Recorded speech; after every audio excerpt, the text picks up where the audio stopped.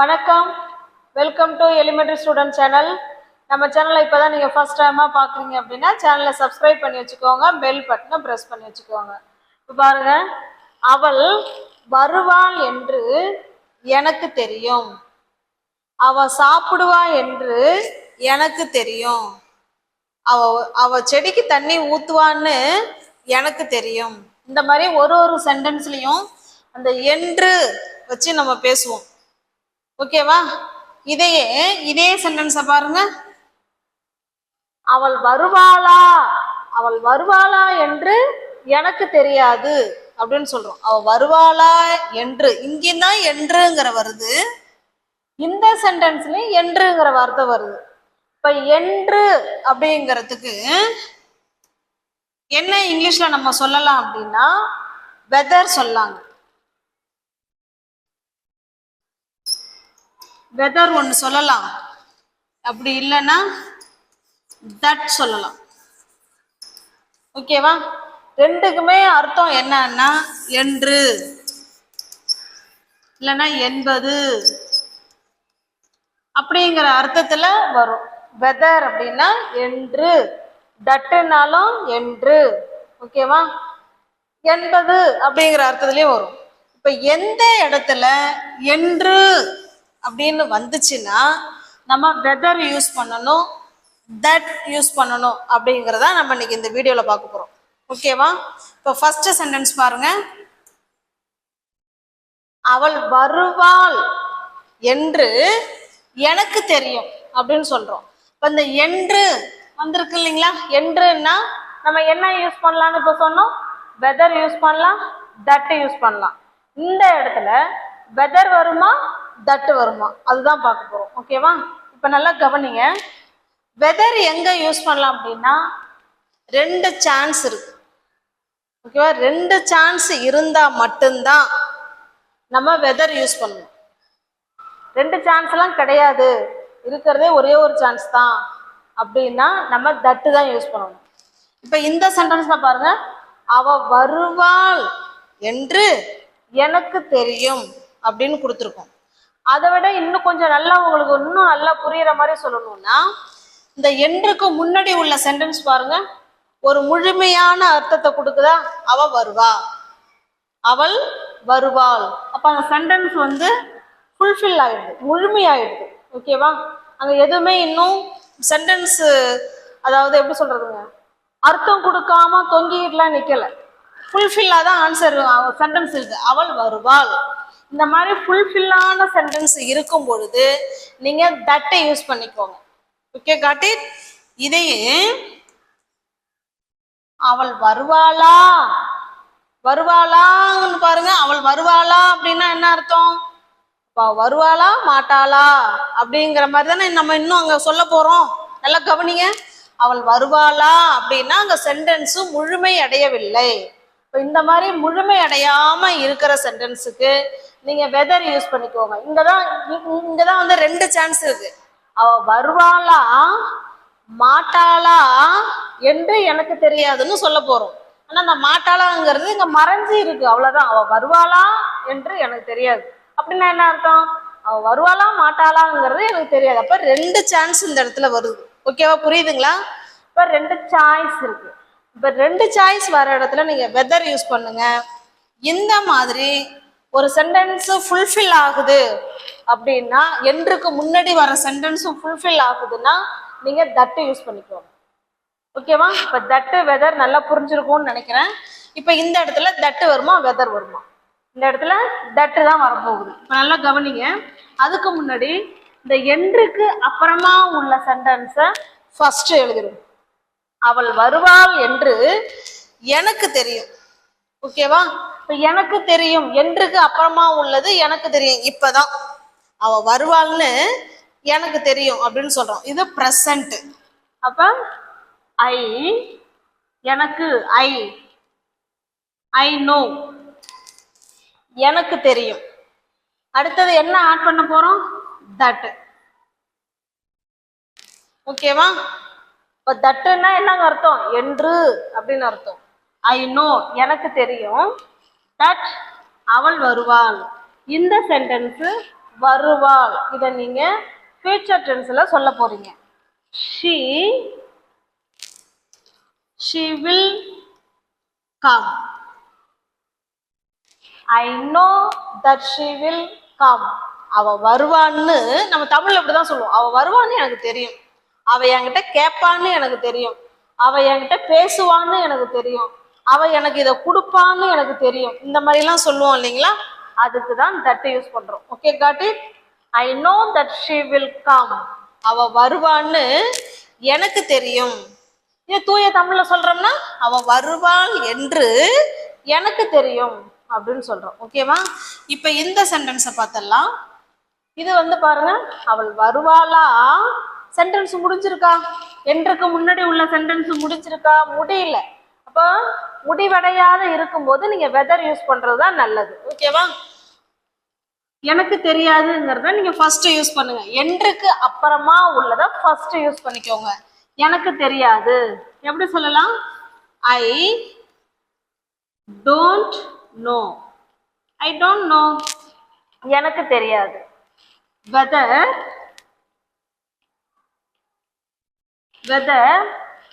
அவ வருவாளா மாட்டாளா அப்படிங்கிறது தானே. அப்ப she will come or not. ஓகேவா? I don't know whether she will come or not. Okay, got it? உங்களுக்கு புரிஞ்சிருக்கும்னு நினைக்கிறேன். தட் எங்க யூஸ் பண்றது, வெதர் எந்த சிச்சுவேஷன்ல யூஸ் பண்றதுங்கிறது உங்களுக்கு புரிஞ்சிருக்கும்னு நினைக்கிறேன். நெக்ஸ்ட் போலாமா? இப்ப நெக்ஸ்ட் பாருங்க, அவன் கேட்பான் என்று எனக்கு தெரியும். இப்ப இந்த இடத்துல வெதர் யூஸ் பண்ண போறோமா தட் யூஸ் பண்ண போறோமா?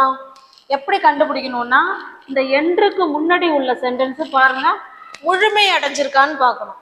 அவன் கேட்பான் ஃபுல்ஃபில்லா தானே இருக்கு, முழு அர்த்தத்தை தானே கொடுக்குது. இப்போ முழு அர்த்தத்தை கொடுத்தா நம்ம தட்டு தான் யூஸ் பண்ணணும். ஓகேவா? இதையே அவன் கேட்பானா அப்படின்னு ஒரு கொஸ்டின் இருக்கிறோம் பார்த்தீங்களா, அதுக்கு தான் வெதர் யூஸ் பண்ணணும். ஓகே, காட்டி. இப்போ பாருங்க, அவன் கேட்பான் என்று எனக்கு தெரியும். தமிழ்ல இப்படிதான் சொல்லுவோம், ஆனா இங்கிலீஷ்ல எழுதும் போது இதை தான் ஃபர்ஸ்ட் கொண்டு வரோம். என்றுக்கு அப்புறமா உள்ளதை ஃபர்ஸ்ட் கொண்டு வாங்க. எனக்கு தெரியும் அப்படின்னா என்ன சொல்லுவோம்? I know. இது பிரசன்ட். ஐ நோ, எனக்கு தெரியும். என்ன தெரியும்? தட். ரெண்டுக்கும் இடையில என்ன சேர்க்கணுங்க? தட். அவன், ஹி கேட்பான், he will ask. he will ask me. அவன் என்கிட்ட கேட்பான் என்று எனக்கு தெரியும் அப்படின்னு சொல்றோம். Okay, got it? I know that he will ask me. அவன் என்கிட்ட கேட்பான் என்று எனக்கு தெரியும் அப்படின்னு சொல்றோம். இதையே வெதர் வச்சு எழுதலாமா? பாருங்க,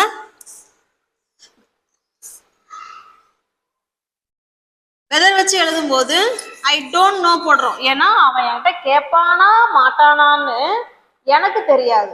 அப்ப நோவுக்கு பதிலா ஐ don't no. I don't know weather he will ask me or not. ஓகேவா? இப்போ வெதர் சேர்த்தோம்னா இப்படி வரும். என்னது? அவன் என்கிட்ட கேட்பானா மாட்டானாங்கிறது எனக்கு தெரியாது அப்படின்னு சொல்றோம். ஆனா இது அப்படி இல்லை, அவன் என்கிட்ட கேட்பான்னு எனக்கு தெரியும். I know that he will ask me. Okay, got it? Next sentence பாருங்க, அவர்கள் வெற்றி பெறுவார்கள் என்று நான் நினைக்கிறேன்.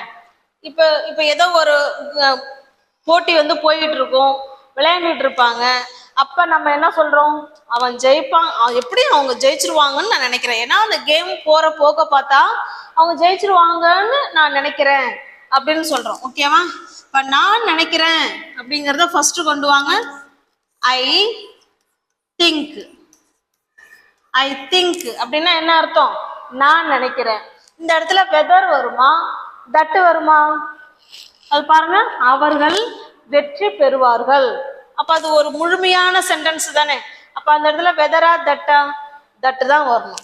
ஐ திங்க் தட் போட்டோமா. சப்ஜெக்ட் யாரு? தே. தே வில் வின், ஜெயிக்கிறது. தே வில் வின் த மேட்ச். அவங்க அந்த மேட்ச்ல ஜெயிப்பாங்க என்று நான் நம்புறேன். ஐ think that they will win the match.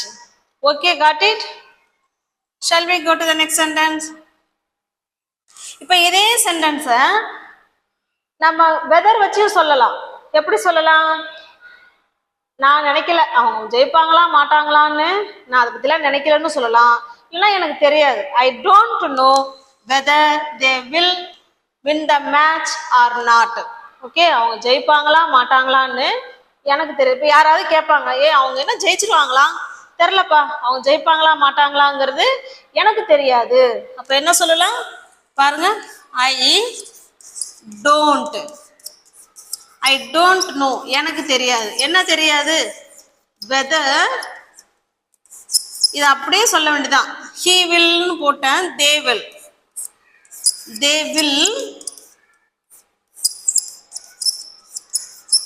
Win the match or not. அவங்க ஜெயிப்பாங்களா மாட்டாங்களாங்கிறது எனக்கு தெரியாது அப்படின்னு சொல்றோம். Okay, got it?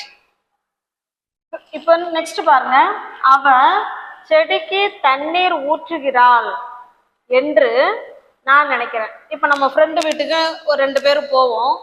அங்கே இருக்கிற தோட்டங்கள்ல இருக்கிற செடியெலாம் அவ்வளோ சூப்பராக செழிப்பாக அழகாக இருக்குன்னு வச்சுங்களேன். நம்ம என்ன சொல்லுவோம்?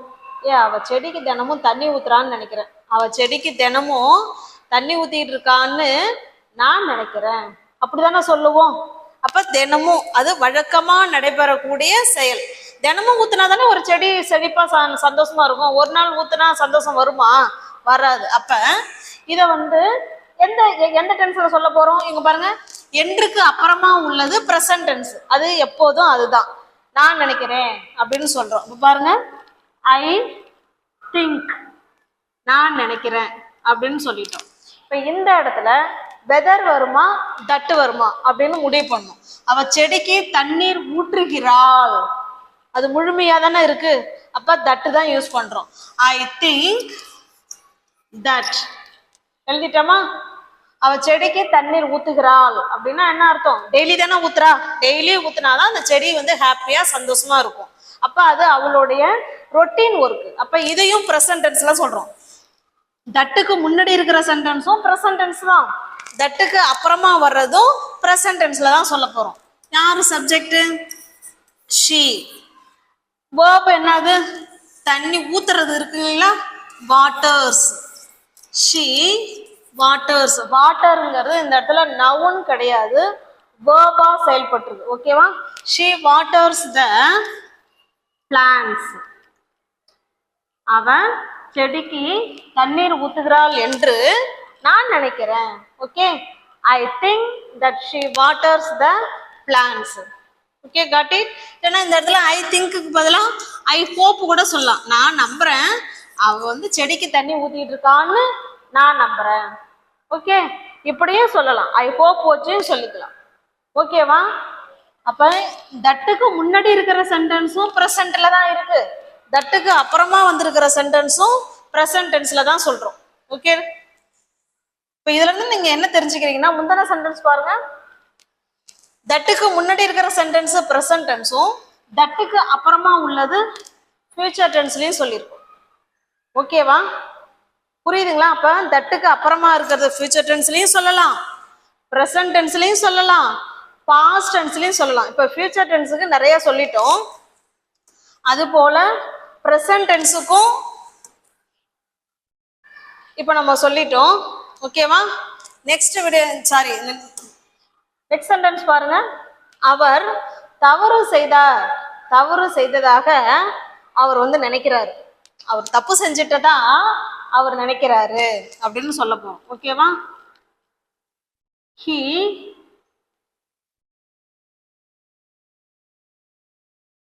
thinks. think அப்படின்னா verb. இங்க he she it வந்தா think கூட s ஆட் பண்ணும் இல்லைங்களா? அவர் நினைக்கிறார். he thinks. என்ன நினைக்கிறாரு? அவர் தப்பு பண்ணிட்டதா நினைக்கிறாரு. அப்ப தப்பு பண்ணிட்டுதுங்கிறது முடிஞ்சு போனது தானே. அப்ப தட்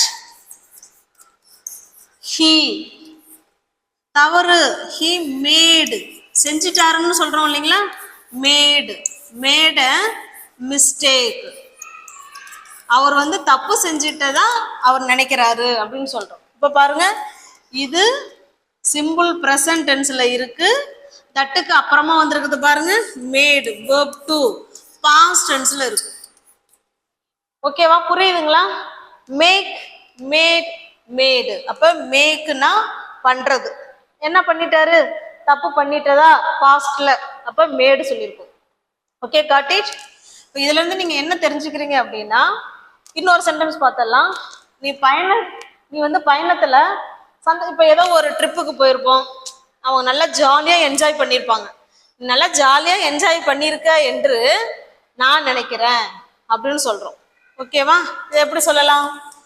என்று நினைக்கிறேன், I think, I think that you enjoyed the trip. ஓகேவா, நீ அந்த ட்ரிப்ல நல்லா என்ஜாய் பண்ணிருக்க என்று நான் நினைக்கிறேன் அப்படின்னு சொல்றோம். ஓகேவா, இல்லைன்னா ஐ ஆம் ஹாப்பி கூட சொல்லலாம். ஐ ஆம் ஹாப்பி, எனக்கு மகிழ்ச்சியா இருக்கு. எதுக்கு? நீ அந்த பயணத்துல சந்தோஷமா இருந்ததை நினைச்சு பார்க்கும்போது எனக்கு மகிழ்ச்சியா இருக்கு. அப்ப ஐ ஆம் ஹாப்பி கூட இந்த இடத்துல சொல்லலாம். ஐ ஆம் ஹாப்பி, எனக்கு சந்தோஷமா இருக்கு. எதுக்கு? That you enjoyed the trip, நீ அந்த ட்ரிப்பை வந்து நல்லா சந்தோஷமா என்ஜாய் பண்ணதை பார்க்கும்போது எனக்கு ரொம்ப சந்தோஷமா இருக்கு அப்படின்னு சொல்றோம். ஓகே, காட்டி.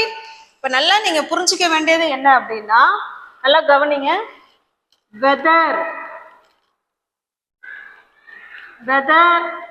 ஆர் தட் ரெண்டுமே என்று அப்படிங்கிற அர்த்தம் தான் வரும்.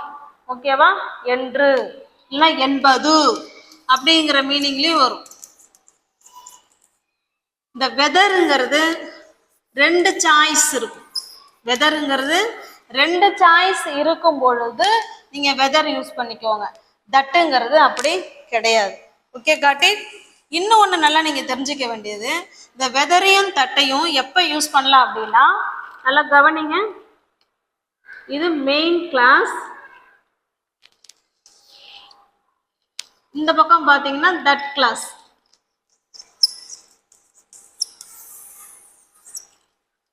மெயின் கிளாஸ் பிரசன்ட், அதாவது பிரசன்ட்னா என்ன? Present tense. Main clause present டென்ஸ்ல இருக்கும்போது நீங்க தட் கிளாஸோட வர சென்டென்ஸ் பிரசன்ட் டென்ஸ்லயும் சொல்லலாம், பாஸ்ட் டென்ஸ்லயும் சொல்லலாம், ஃபியூச்சர்லயும் சொல்லலாம். ஓகேவா, இதை தான் நம்ம இன்னைக்கு பார்த்தோம்.